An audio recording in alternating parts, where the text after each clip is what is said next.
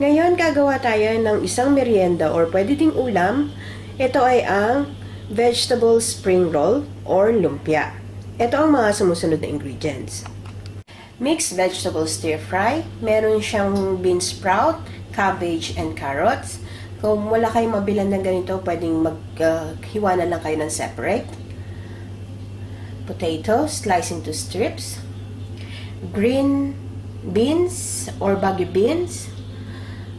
Mixed vegetables, minced pork, pwede din kayong gumamit ng chicken or prawns as sahog. Salt and pepper to taste, onion, minced garlic, and of course, gagamit tayo ng lumpia wrapper, and cooking oil for frying. Optional ingredients, ginisa mix, and pork cube. So, dito sa ating frying pan, maglagay na tayo ng a bit of oil. Magigisa lang tayo.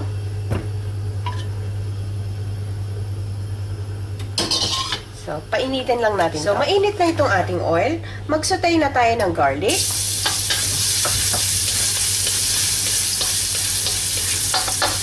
And onion. Magigisa lang natin maigi to hanggang sa lumambot yung onion. So, ready na yung ating onion and garlic. Ilagay na natin yung ating minced pork. Isa na natin. Itong minced pork, as I said earlier, pwede kayong gumamit ng chicken or prawn as alternative. So, gisa lang natin maigi ito hanggang sa maging brown na siya.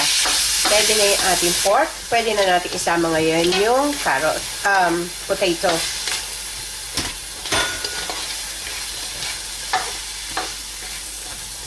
At yung ating mixed vegetables.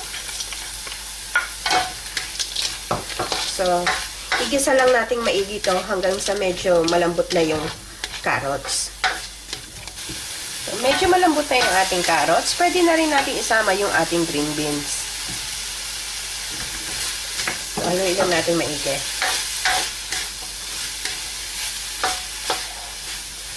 Pwede na rin natin ilagay yung ating pepper.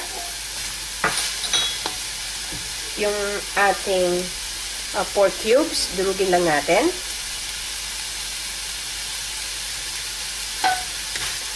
Then, continue lang natin yung paggisa. Pwede na rin natin ilagay yung ating mixed stir fry. Then, haluin lang natin maigi. So, pwede na rin natin ilagay yung ating ginisa mix. And yung salt. So, yung salt, depende sa panlasa nyo, according to your taste. So, tikman nyo na lang. So, gisa lang natin ito ng konti hanggang sa maluto yung ating vegetable. So, ready na itong ating vegetable and okay na rin sa akin yung panlasa. Okay na sa akin yung alat. So, pwede na natin itong i-switch off from the heat and let it cool down before we proceed to our next step. So, yung ating nalutong lumpia filling, i-drain ko lang siya para ma-remove yung excess sa oil or water. So, itong ating lumpia wrapper, i-loosen up lang natin kasi dikit-dikit siya bago tayo magsimula magbalot.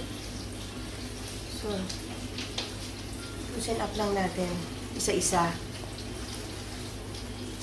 So, gawin lang natin to hanggang matapos natin lahat. So, itong ating lumpia wrapper, basain lang natin yung dulo ng water. And then, yung ating lumpia filling, nilagay lang natin sa middle. So, nasa inyo din nyo kung gaano kalaking lumpia ang gusto nyo gawin. So, pahabain nyo lang. Isiksik lang sa gitna. And then, yung top end, i-fold lang natin. Then, roll it back para siksik. And then, roll. Yung side, tiklupin lang natin. And then, the other side, itatak-in nyo para medyo bilog yung dulo. And then, roll.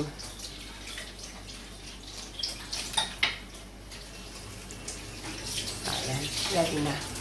So, bigyan lang natin ito lahat hanggang matapos natin yung filling bago tayo mag-prito. Nagpainit na ako ng mantika dito sa pan. Ilagay lang natin yung ating lumpia. Ganda talaga, deep fried siya.